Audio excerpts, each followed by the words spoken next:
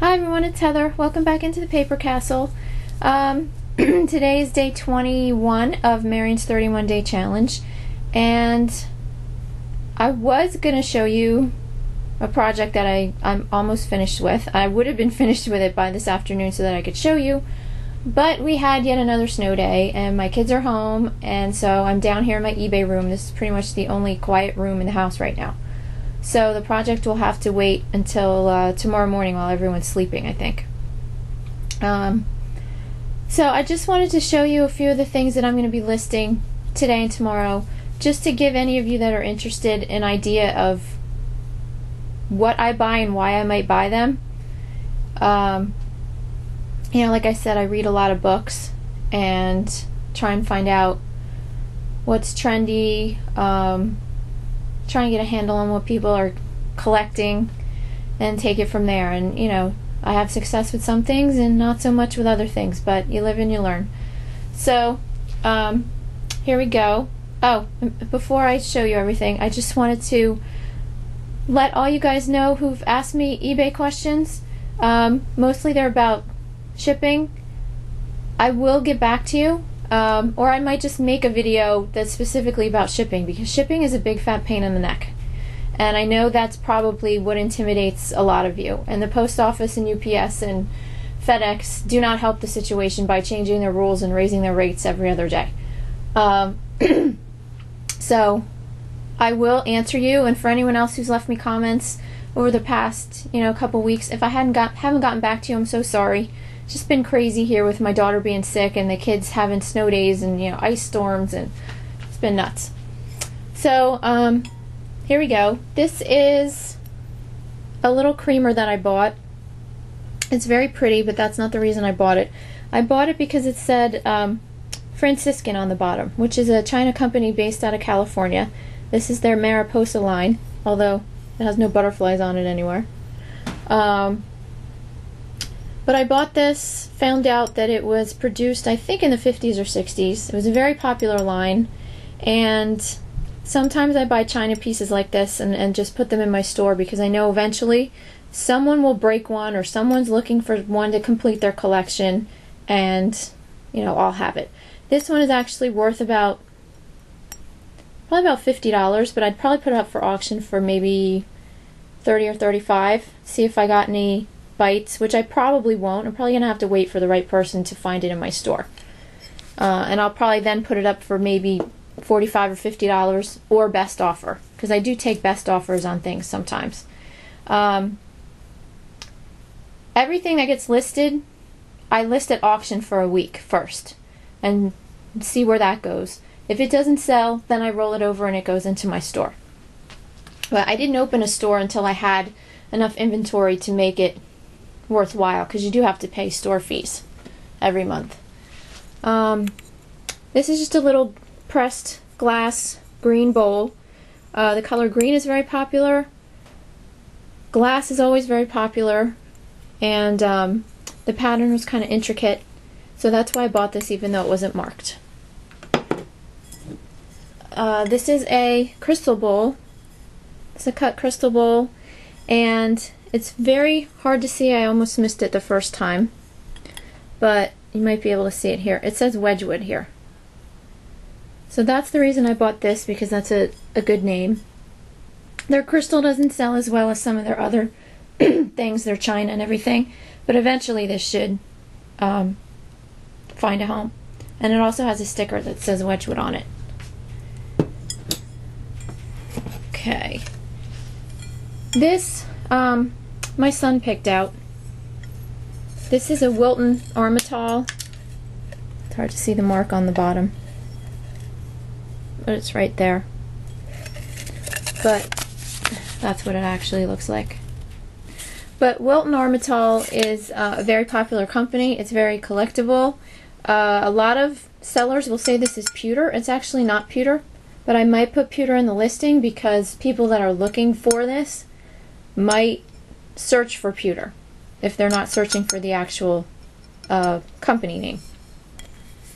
And I bought this for 3 reasons. The company, because people collect mugs and steins, and because there are a lot of gun collectors. So I try and buy things that are going to appeal to more than one group. This I bought. I know this is a really strange looking thing, but this is a Danish taper candle holder. And the reason that I bought it was because it said Danish. Danish modern items usually sell really, really well. This is from Hallmark, so it's not actually, you know, made in Denmark, but yes, it was made in Japan. But it's the style that people are looking for. This, unfortunately, is made of wrought iron, so it's very heavy. I'll probably have to put that in a flat rate box. But these candles also go with it. These really, really long candles, and they fit in these holes. I don't have enough to go all the way around it, but the lady I bought it from gave me these. The only difficult thing with this is that the candles are really long and this is very small, so trying to find a box that they both go in is going to be kind of a pain in the neck. So I might have to send this parcel post once I find a box. This cookie jar,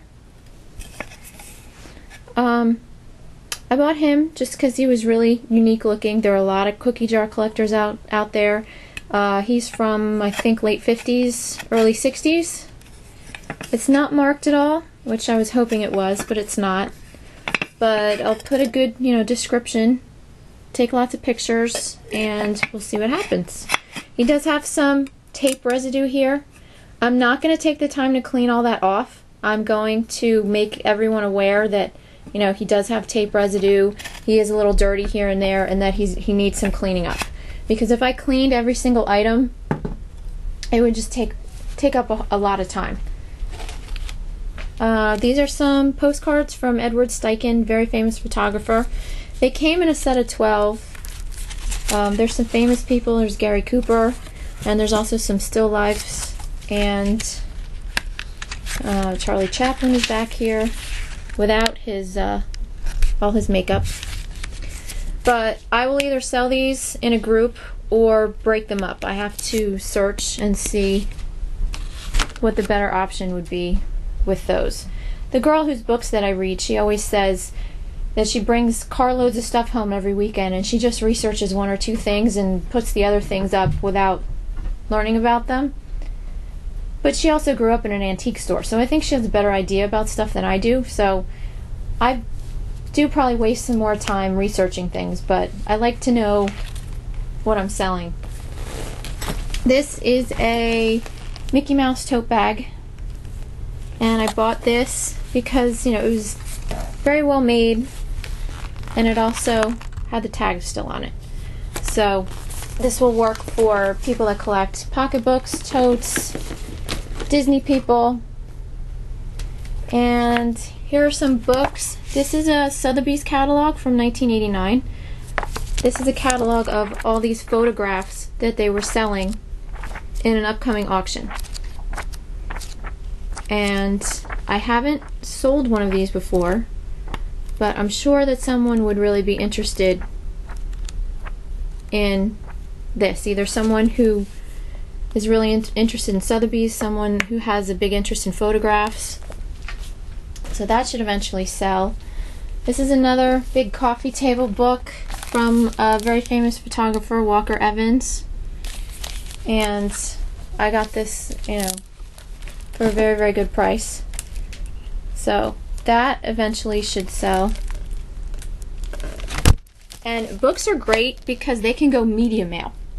CDs, DVDs, computer games, video games, books, can all go media mail. And it's very, very cheap. Oh, that's why I never have a problem buying books. This one is The Art of Wyland. And the main reason I bought this, I know it's probably a common book, but he signed it on the inside. So that's why I bought that. I figured that might be a big selling point.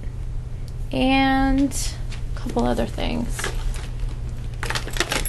Oh, here's a little doll. I bought her. I don't even know anything about duck house dolls, but I just know there's a lot of doll collectors out there. And the main reason I bought her was because she was very cheap. And she was brand new and has never been taken out of the packaging. And I'll take her out of the packaging carefully to take pictures of her, but then I'll put her right back in. And last but not least are these two big Ziploc bags full to the brim with matchbooks. There are a lot of matchbook collectors out there. And these are mostly from the 50s, I would say, 50s and 60s. And a lot of them are from nice restaurants in Washington, D.C. So I thought that might be another reason that someone might be interested in them. Some people might just take a picture of, this bag, or they'll spread them out all over the floor and just take a picture. I'm probably going to be anal about it and, put them in little rows, just because I think the better the picture, the more detail, the more people are going to look at them. And they don't get to touch them and feel them and pick them up. They have to rely on your pictures. So I like to try and make my pictures tell a story and give them as much information as I can.